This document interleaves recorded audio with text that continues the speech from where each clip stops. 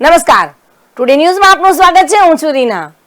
જસદણ મનરેગા ભ્રષ્ટાચારમાં APO, technical staff, sarpanch, તલાટી, મંત્રી અને મેટ સહિતના તમામ જવાબદારો સામે કડક કાર્યવાહી કરાશે કે માત્ર મેટ અને શ્રમિકો પર બધું ઢોળી દઈને પોતે પાણીમાં બેસી જશે? જિલ્લા અધિકારીની કામગીરી પર ક્યાંક હાલ સવાલો ઉઠી રહ્યા છે. શું છે સમગ્ર મામલો? આવો જાણીશું. નમસ્કાર, હું છું રીના અને આપ જોઈ રહ્યા છો ટુડે ગુજરાતી ન્યૂઝ. તો દેશના ગ્રામીણ વિસ્તારોમાં લોકોને રોજગાર આપવા માટે મહાત્મા ગાંધી રાષ્ટ્રીય ગ્રામીણ રોજગાર ગેરંટી કાયદો લાગુ કરવામાં આવ્યો છે અને આ કાયદા હેઠળ રોજગારીની ખાતરી આપવામાં આવી રહી છે, જેથી જરૂરિયાતમંદ લોકો તેમની આજીવિકા મેળવી શકે. સમય જતાં આ કાયદાને લગતા નિયમોમાં ઘણા ફેરફારો કરવામાં આવ્યા હતા, જેમાં ભ્રષ્ટાચાર પર અંકુશ લાવવા માટે કેન્દ્રીય ગ્રામીણ વિકાસ મંત્રાલય માર્ગદર્શિકા પર મહાત્મા ગાંધી રાષ્ટ્રીય ગ્રામીણ રોજગાર ગેરંટી અધિનિયમ હેઠળ કામ કરતા મજૂરો માટે 1 જાન્યુઆરી 2023 થી ડિજિટલ હાજરી મૂકવી ફરજિયાત કરવામાં આવી હતી. જોકે આ કાયદામાં ફેરફારનો હેતુ ભ્રષ્ટાચારને રોકવાનો તેમજ જવાબદારીને ઠીક કરવાનો અને મસ્ટર રોલમાં ડુપ્લિકેશન ટાળવાનો હતો.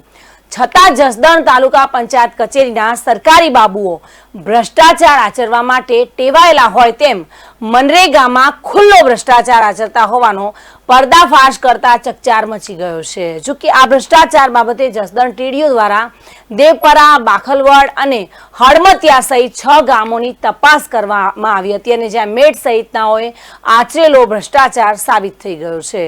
જેમાં 439 શ્રમિકોની ઓનલાઈન હાજરી હતી અને તે દિવસે 42 શ્રમિકો ગેરહાજર હતા, જે ટીડીઓએ ખુદ સ્વીકાર્યું છે. અને ખુલાસો કરતા શું કહી રહ્યા છે ટીડીઓ કે.આર. ચુડાસમા, આવો જાણીશું. કે.આર. ચુડાસમા, તાલુકા વિકાસ અધિકારી જસદણ. બોલું જે મનરેગાનો જે ભ્રષ્ટાચાર હતો ને એમાં જે ગેરહાજરીનો જે પ્રશ્ન હતો એ બારેમાં શું આપની કક્ષાએથી તપાસ થઈ છે? ટોટલ 6 ગામોમાં 6 કામો ચાલુ હતા. ટોટલ 78 માસ્ટર હતા અને તે દિવસની ઓનલાઈન હાજરી હતી 439 અને જે સમયે રજૂઆત થઈ કે એટલા ગામોએ અમુક મજૂરો છે ગેરહાજર હતા, તો એમાંથી જે તપાસ થઈ એમાં ખરેખર 42 જણા ગેરહાજર હતા અને બાકી જણા છે એ હાજર હતા. અને મનરેગાના નિયમ પ્રમાણે આપણે હાજરી અથવા સ્થળ ઉપર જે કામ થયેલ હોય એમાંથી જે ઓછું છે એ એને ચૂકવવાનું છે. પણ હકીકત એ છે કે ખરેખર હાજરી પુરાવ્યા બાદ 42 જણા જે સમયે તપાસ થઈ એ સમયે એ હતા નહીં. અને જે બીજી રજૂઆત થયેલી હતી કે ખરેખર આ હાજરી ગેરકાયદેસર પૂરેલી હતી ને લોકો હાજર નહોતા, તો એવું છે નહીં. જે સમય તપાસ થઈ, હા,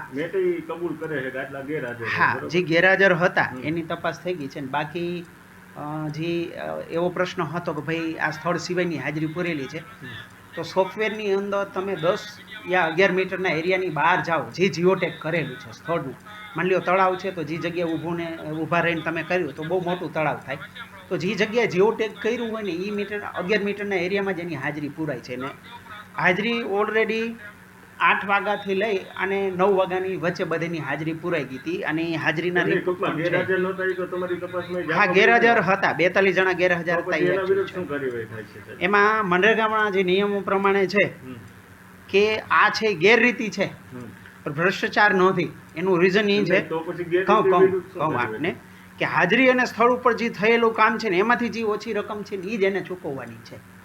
માની લો કે એ 2 કલાક કામ કરે, સાબિત થયું એટલે તમે 1 દિવસનું સ્વીકારો, આવું તો 90 દિવસ ના, એ મારા ધ્યાનમાં નથી આવેલું. મારા ધ્યાનમાં હજી એ દિવસની હાજરી છે 42 છે. હા, એ હાજરીની પંચરોજ કામની છે થયેલું છે. તો એ સમયે જે 42 જણા ગેરહાજર રહેલા હતા, ખાસ કરીને દેવપુરામાં જે 31 જણા હતા, તો એ સમયે પાણી વિતરણ 6 દિવસ કે 7 દિવસ પછી પાણી વિતરણ થયું હતું. વધારે ભાગે બધા પાણી જે એનું પોતાનું ઘરનું છે એ ભરવા ગયેલા છે, એ એમાં પંચરોજ કામમાં સ્વીકારેલ છે. હાજરી ઓલરેડી 9 વાગ્યા સુધીમાં એની હાજરી પૂરાઈ ગઈ હતી. એ લોકોએ 6-7 કલાક કામ કરવાનું, વચ્ચે 1 કલાક જે એનો બ્રેક છે. અને જે મજૂરોનો જે નિયમ છે એમાં આપણે બધાને જમવાનો ની બ્રેક દેતા જ હોઈએ છીએ. ના ના, બને જ નહીં.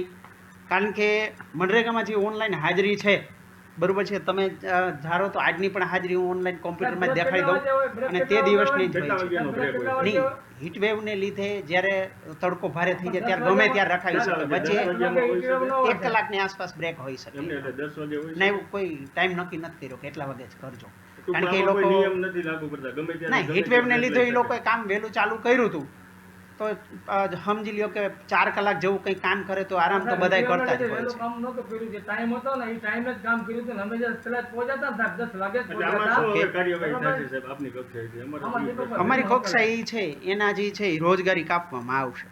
બીજી કાર્યવાહી તમે કહી શકો આમાં કેવી મેં રીતના છે. કીધું કે ઓનલાઈન તલાટી મંત્રી કે સરપંચ મેટને ને એને નોટિસ દેવામાં આવશે. જે ઉપર જે નિર્ણય કરશે શું એને સજ્જ થશે એ પ્રમાણે નોટિસ થશે. આપી કે હજી આપવામાં ના, આપવાની છે કારણ કે હજી તપાસ આવી છે. હજી ઉપર લેવલે વેરીફાઈ આમાં પર સાહેબ થશે ને જિલ્લામાંથી પછી પણ થશે. કંઈક અધિકારીઓ તપાસમાં આવ્યા એ હતા. જિલ્લાનો ડેપ્યુટી વિષય છે. DDO. ના, ડેપ્યુટી ના, આજે આજે આવેલા છે એ સાહેબ તાલીમમાં આવ્યા હતા કોઈ તપાસ માટે. તપાસ માટે ડેપ્યુટી હજી કોઈ જિલ્લામાં આ ડીઆરડીએ નું ફંક્શન છે એ આવશે. બરોબર છે. ના, જિલ્લામાંથી તપાસમાં નથી આવ્યો. મને એ જાણ નથી કરી કારણ કે તપાસમાં આવશે તો મને એ લોકો જાણ કરી આવે કે ના આવે ખ્યાલ નથી. શું કામ ગેરહાજર હતા, શું કારણો છે, બરોબર છે. એને પંચરોજગારમાં બધું લખ્યું.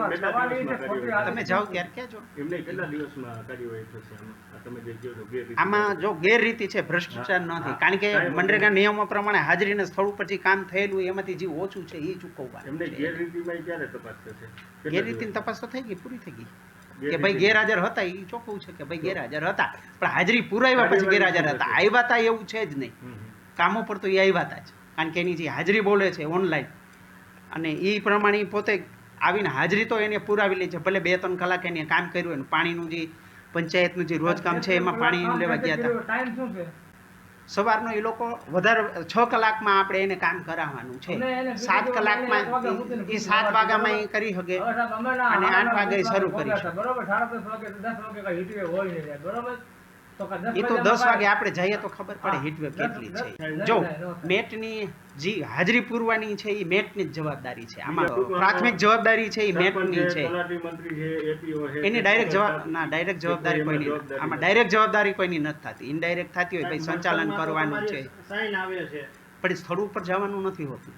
ડેલી કે એટલા કામો હોય કોઈ તલાટીથી લઈ સરપંચથી લઈને TDO સુધી કઈ ડેલી તો દરેક સ્થળ ઉપર ઈ પોતે હોય નહીં. મસ્ટર ઇસ્યુ કરવામાં છે, બરોબર છે. મેટની પ્રાથમિક જવાબદારી છે કે એની સ્થળ ઉપર આવ્યા છે એની જે MNMS-માં હાજરી પૂરવાની. NMS એપ ઉપર હાજરી પૂરેલી છે અને વિડીયોમાં સાબિત થાય છે કે 11 મીટર બહાર ક્યાંય તમે હાજરી પૂરી શકતા નથી. એટલે હાજરી પૂરેલી છે ને આવેલા તો છે. આ અંગે જસદણ તાલુકા વિકાસ અધિકારી KR ચુડાસમાએ જણાવ્યું હતું કે જસદણ તાલુકાના 6 ગામોમાં કામ ચાલુ હતા. તે દિવસની ઓનલાઈન હાજરી હતી 439 અને તેઓ દ્વારા તપાસ કરતા તેમાં 42 શ્રમિકો ગેરહાજર હતા અને મનરેગાના નિયમ પ્રમાણે હાજરી અથવા સ્થળ પર જે કામ થયું હતું તેમાંથી ઓછું હશે તેવું પેમેન્ટ ચૂકવવાનું છે અને ખરેખર હાજરી પુરાવ્યા બાદ 42 શ્રમિકો તપાસ સમયે ગેરહાજર હતા. મનરેગાના નિયમ પ્રમાણે આ ખરેખર ગેરરીતિ છે અને આ બાબતે જિલ્લા કક્ષાએથી હજુ સુધી કોઈ તપાસ આવી નથી. હવે પછી આવી કોઈ ગેરરીતિ ધ્યાને આવશે તો તાત્કાલિક પગલાં લેશું તેવું TDOએ જણાવ્યું હતું અને આમાં મેટ અને ગેરહાજર રહેલા શ્રમિકો સામે પગલાં પણ લેવાશે. હાજરી પૂરવાની પ્રાથમિક જવાબદારી મેટની જ હોય છે અને આમાં અન્ય કોઈની ડાયરેક્ટર જવાબદારી હોતી નથી. ત્યારે શ્રમિકો શું કહી રહ્યા હતા આવો જાણીશું. તમારે કેટલા બેન આવ્યા? કેટલા દિના? 5 મણના. એટલે 100 રૂપિયા રોજ છે ને? નકર કે કાંઈ નહીં મળે. 100 રૂપિયા પૂછશે નહીં તમને.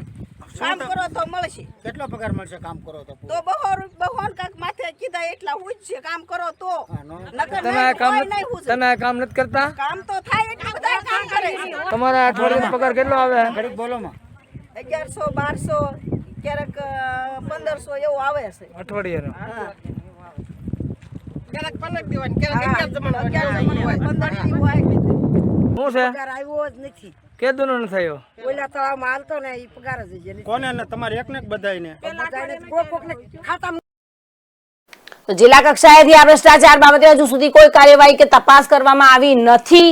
શું આ મામલે કોઈ નક્કર કાર્યવાહી થશે તે પણ જોવાનું રહ્યું અને આવા સવાલો જસદણના જાગૃત લોકોમાં ઉઠી રહ્યા છે, જેથી રાજકોટ જિલ્લા વિકાસ અધિકારી દ્વારા આ બાબતે તાત્કાલિક તપાસ કરી ભ્રષ્ટાચાર આચરનારા તમામ જવાબદારો સામે શિક્ષાત્મક કાર્યવાહી કરવામાં આવે તે જરૂરી બન્યું છે અને તેવું જાગૃત લોકોનું કહેવું છે। ત્યારે જોવાનું એ રહેશે કે આ મામલે તંત્ર દ્વારા કડક વલણ અપનાવવામાં આવે છે કે પછી કાર્યવાહી માત્ર કાગળ પૂરતી જ સીમિત રહેશે। નમસ્કાર।